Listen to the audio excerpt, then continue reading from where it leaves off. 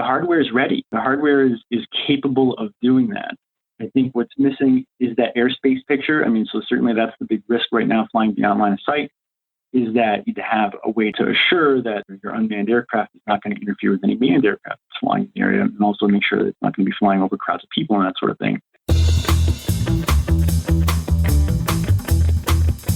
You're listening to the Drone Radio Show podcast, the show about drones and the people who use them for business, fun, and research. Hosted by Randy Goers. Hello, everyone. This is Randy Goers, and welcome to the Drone Radio Show podcast, episode 267. Are beyond visual line of sight waivers worth the effort? That's the question we pose to Rob Knochenhauer, Head of UAS Regulatory and Operations at GreenSight. GreenSight provides autonomous aerial data collection hardware and data analysis software tools to support a wide variety of industries and applications. At GreenSight, Rob leads the development of the UAS operational scheme, wherein unmanned aircraft are run at customer locations with a 107 certified remote pilot on site who maintains visual line of sight with the drone while it flies. While the drone is flying, the operation is overwatched by another 107 certified remote pilot in GreenSight's Boston office. This is all part of GreenSight's goal to eventually run unattended drone operations in the future. In this edition of the Drone Radio Show, Rob talks about GreenSight, the Beyond Visual Line of Sight waiver process, and what companies need to know to prepare for fully autonomous operations. But before we hear from Rob, I want to thank those of you who are supporting my funding campaign. Whether it's $1, $100, or much more, you can help defray the cost of production and keep the podcast going and growing. Go to droneradioshow.com/donate. So let's learn about the Beyond Visual Line of Sight waiver process and what we need to know to prepare for fully autonomous flight operations with Rob Knochenhauer of GreenSight. Let's pick up the interview where I asked Rob to introduce himself. So my name is Rob Knochenhauer, and I work with GreenSight. GreenSight is a company that develops a precision agricultural UAS service, primarily focused on the golf industry. Rob, how long has GreenSight been around? GreenSight was established in 2015 and basically started off as a bootstrapped organization for about a year. And then we really started getting things moving in 2016 is when we actually were able to start putting together the design for an aircraft that we built providing an end-to-end service for the golf industry. The aircraft was really just a small piece of the entire puzzle. So the entire service is comprised of the aircraft as a data collection tool. Then there's a software piece where we take all of that data that we collect from the aircraft and we upload it to a cloud server where we then take that data and post-process it and put it into a form that is easily digestible for our end users. And what do you do for GreenSight, Rob?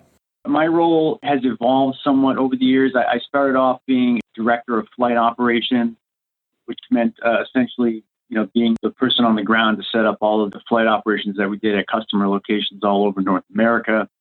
And at this stage, I'm actually more in an advisory role. I'm the UAS Regulatory Authority for the company. So what happens is when we get into some things that need a little bit more attention for, dealings with, the FAA or Transport Canada, or in fact, just today I had some interchanges with the Civil Aviation Authority of Norway.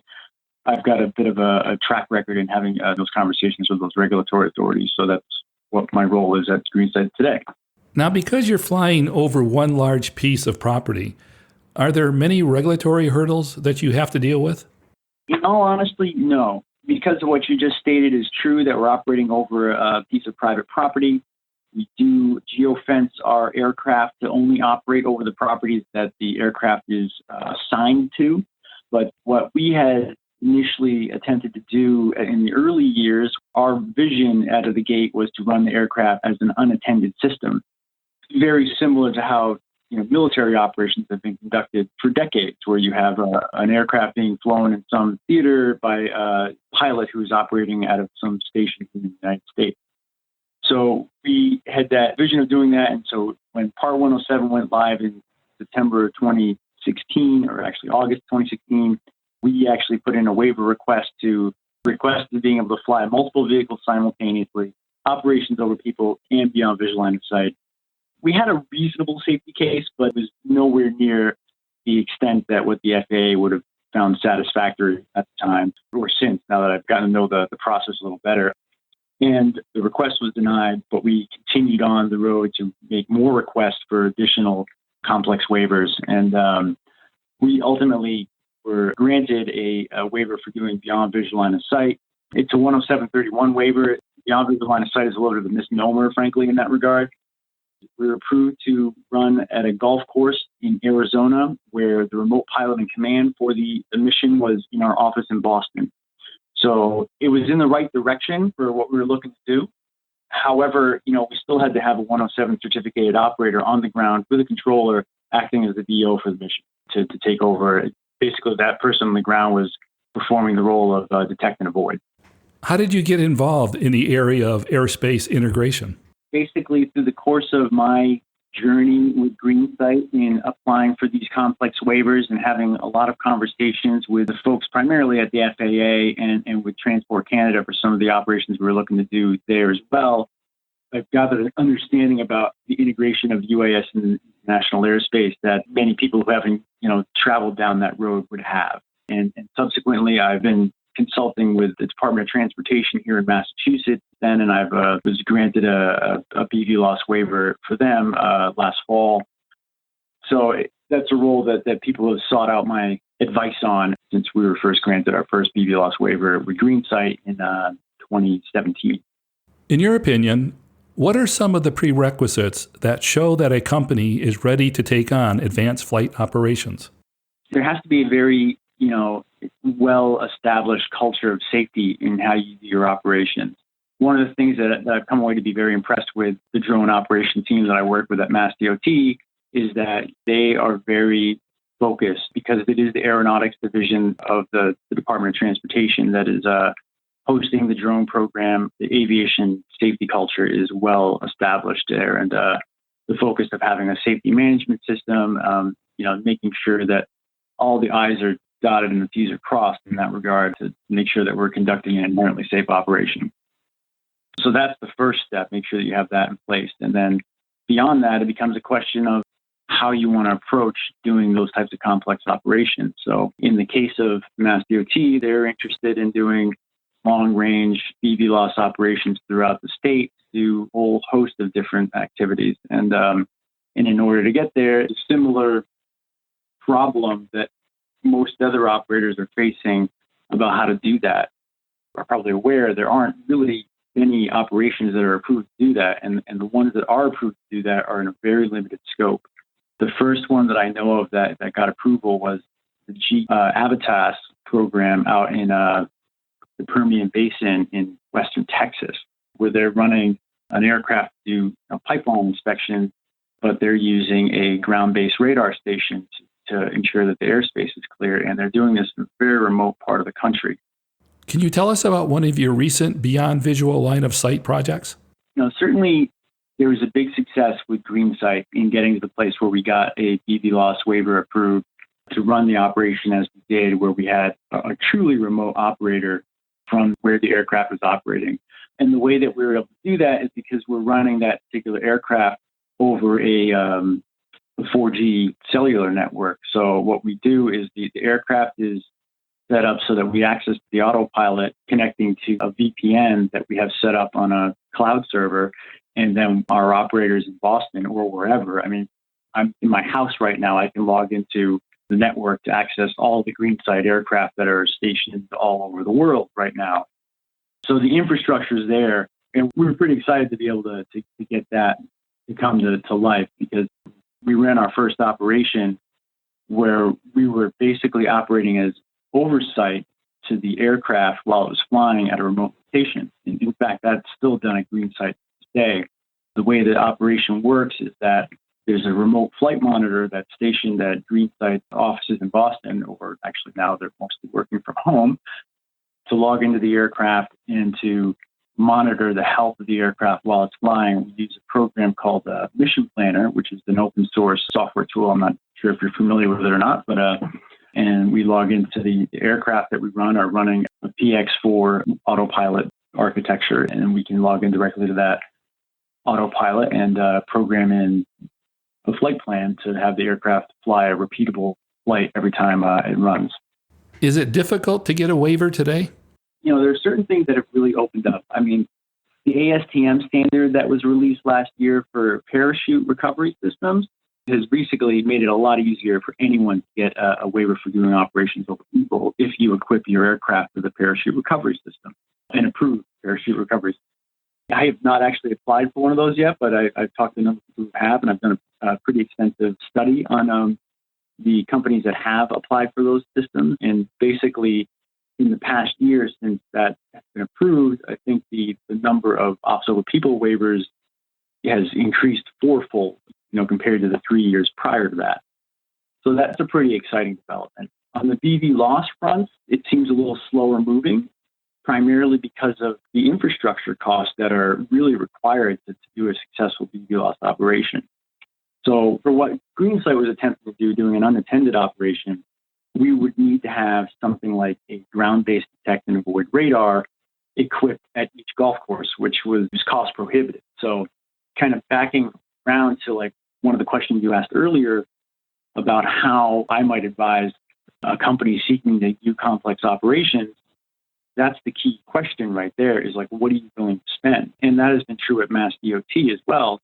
I've been able to lay out a cost comparison of what it would take to do an extended BVLOS corridor that we're looking to set up here in the state.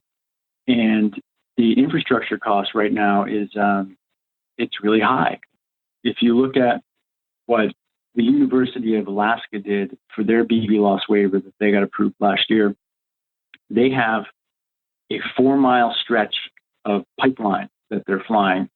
And their operation is approved for 20 miles, but they're only able to operationalize 4 of those miles because in order to cover those 4 miles, they required 8 smaller radar systems. They're using the Echodyne radar systems for doing their airspace clearance.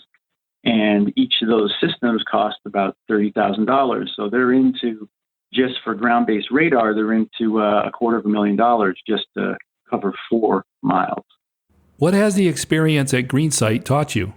We were so ambitious, thinking that we would get these grand waivers that would allow us to do these, really awesome things. And what we quickly learned, well, not very quickly, it took a number of years for it to drag to the point where we saw that it was just not viable for us to get to a place where we could get that type of approval, is that we were a little bit light on our focus on training out of the gate for the training of our remote pilots that we were working with, our customer remote pilots.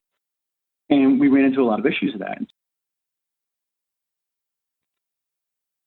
Out of the gate, we were not as focused on making sure that our pilots were as cognizant of UAS regulations rules as they should be, or even as focused on the culture of safety.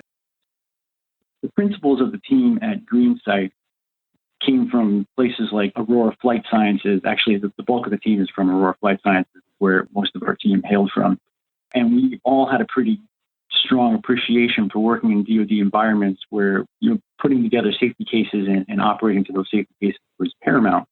When it came to working with customer remote pilots who were not traditionally focused on those types of operations, whether for the DoD or for civilian aviation, and we didn't necessarily have that same level of attention to detail for those safety elements, there was a carelessness that came into place. And we regrettably had a number of incidents where, aircraft were not handled properly, a couple of hard landings, a couple of crashes, which is, looking at the sheer numbers of flights that GreenSight has run over the years, it's inevitable that's going to happen. However, what we learned is that, a lot of it could have been prevented. And so what we had done is, over the years, modified our training program to ensure that when an aircraft arrives at a customer location, that the first thing that happens is we walk the remote pilot in command at the site through a training operation where, we don't even do an actual data collection flight. We just make sure that they have a full cognizance of how to operate the aircraft in the event that something doesn't work out right with the program. And this kind of brings into another point, is that the way that the operations are run is that they are fully automated. So 98% of the time, the remote pilot on the ground never touches the control.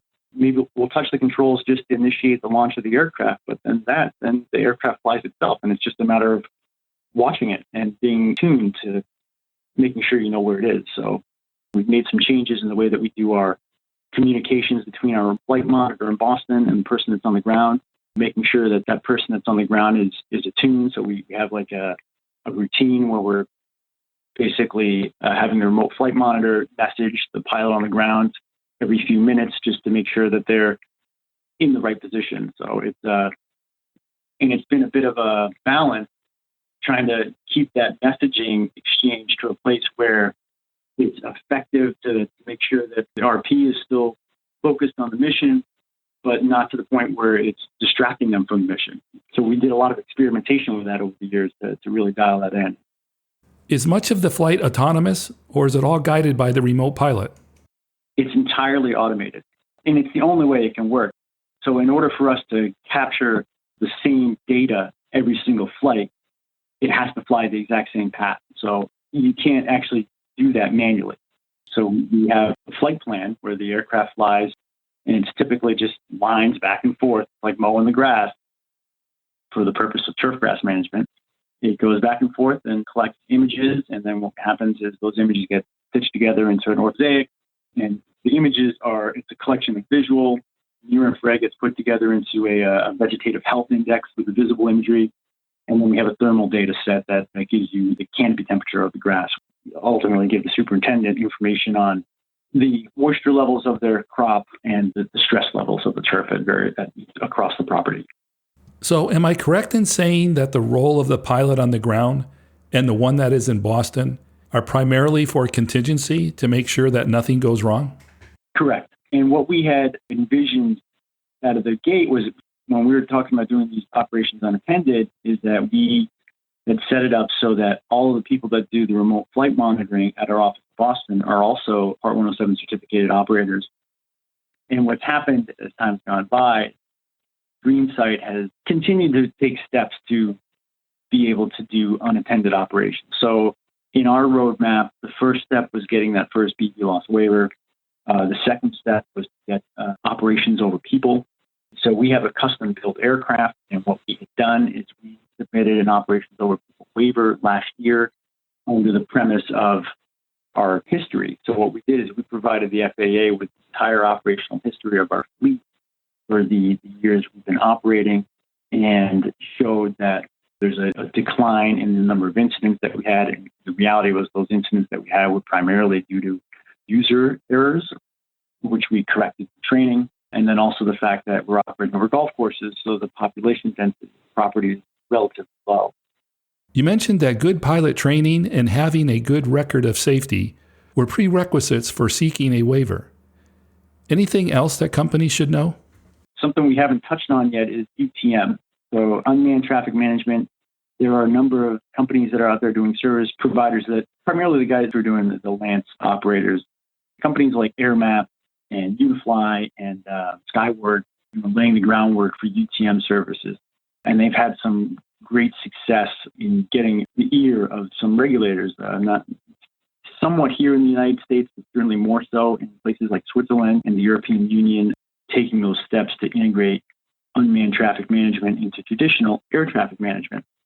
So from where I sit, I think that's key to really unlocking unmanned systems operations in the national airspace, is getting that buy-in by the traditional manned aircraft operators.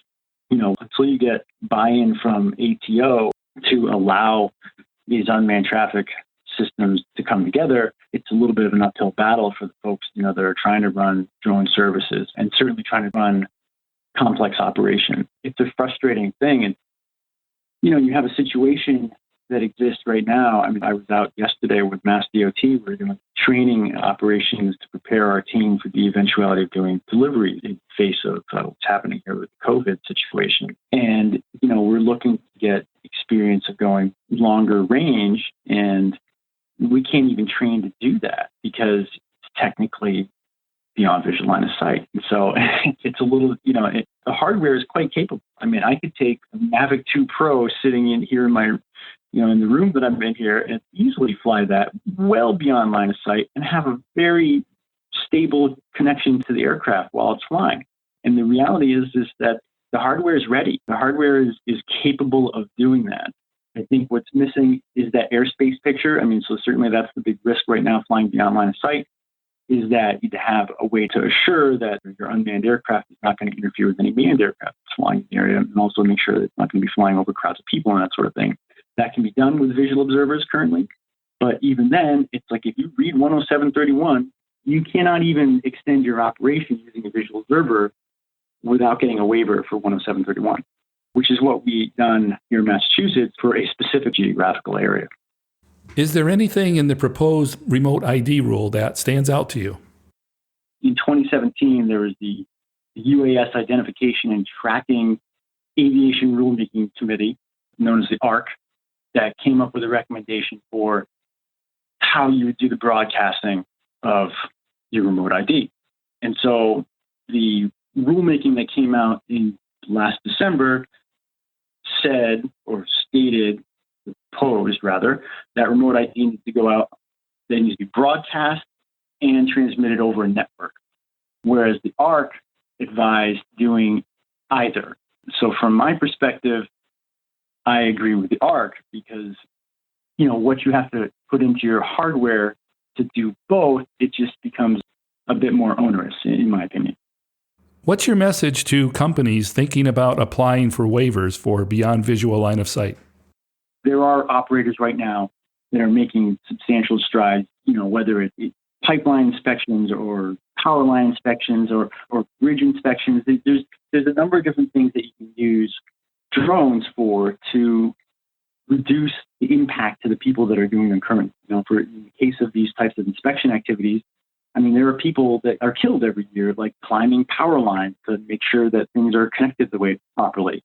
Same thing with bridge inspections. What GreenSight does in the precision agricultural business also has an important place. I mean, we have customers at GreenSight that are not just saving real money, but also being more environmentally sensitive in the way that they're running their operations, because they're able to be, more efficient by using tools, using the drone as a tool in that way to make things run cleaner down the road. So I really would like to see, my own goal is to get to a place to help, whether it's GreenSight, whether it's MassDOT, whether it's some other entity, to help people be able to unlock the true potential of what drones can do.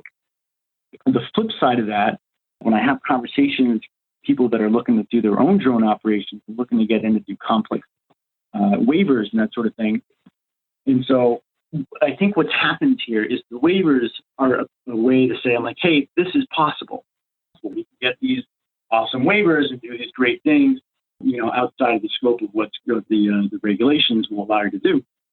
And while it's possible, it's not an easy road. I mean, and that's, the conversations I have with people that want to start going down the road of exploring, those types of complex operations. I tend to interject reality. I'm like, okay, how much are you willing to spend on ground-based radar? And, we start having these conversations, and then you realize that it's not a cheap endeavor by any stretch. What are some of the reasons that companies would go through this process? It depends on the operation. So, you look at like utility companies, like a utility company that owns like hundreds or thousands of miles of power lines is going to be pretty compelled to try and do a BVLOS operation because, the way you would have to do an operation, to do inspection operations with UAS, and a lot of these companies are doing this already. They're doing inspection operations with UAS, which is great. But, they're only able to take an aircraft and fly it up, and you can fly it like I learned in the past couple of weeks that I can see with my own two eyes a DJI Inspire 2 out to 4,500 feet. But so these operations that are occurring on a day-to-day basis, they can only fly it out, 4,000 feet either direction. And depending on how they're doing their inspections, the aircraft might have enough battery to go out to, another couple thousand feet beyond that. And they technically can't do that. So what happens is they have to go do that one operation, come back, do however they're going to process that data. The reality is for each operation is like they're limited to only flying a certain distance. And, the aircraft might be able to do 1.5 times that distance, but they can't do 1.5 times that distance and still be compliant with regulation. Is there anything that we missed that we should talk about? My only parting thought here is about for any new drone operation service getting off the ground, I would just advise keeping it simple and keeping it within the existing regulation. Certainly as far as beyond visual line of sight goes, it's a can of worms that's very difficult to match. And I think what's really compelling is that you see these articles like about what happened in Kansas, where they got the approval to do BVLOS with the Cassia sensor on their aircraft for 8 miles.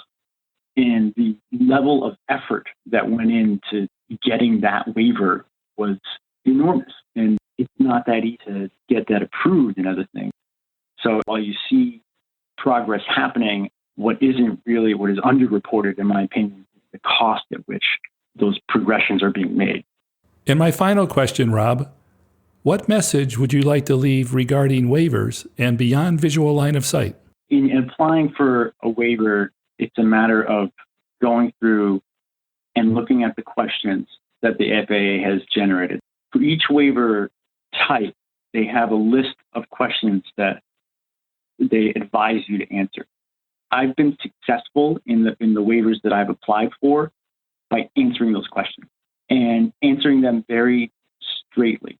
And you can't assume that they are going to assume that you have common sense. So even though some of the questions, you read them through, you're like, well, obviously I would do this, but they need it spelled out to them very explicitly what you're going to do and how you plan to conduct your operations to be safe. And that's the thing that I guess is my biggest takeaway for applying for complex waivers is be very transparent in what it is you're trying to accomplish. That's it for episode 267 of the Drone Radio Show. I hope you enjoyed hearing from Rob Knochenhauer and learning about beyond visual line of sight waivers. I want to thank Rob for taking the time to speak with me. If you want to learn more about GreenSight or want to connect with Rob, check out the website at greensightag.com. If you like the Drone Radio Show, please consider supporting the podcast with a small donation. The content is always free, but for as little as $1, you can help defray the cost of production. To donate, go to droneradioshow.com/donate. And thanks for listening. Your support means a lot to me, and I hope you'll listen to more episodes of the Drone Radio Show podcast to hear how others are using drones for business, fun, and research. For the Drone Radio Show, I'm Randy Goers.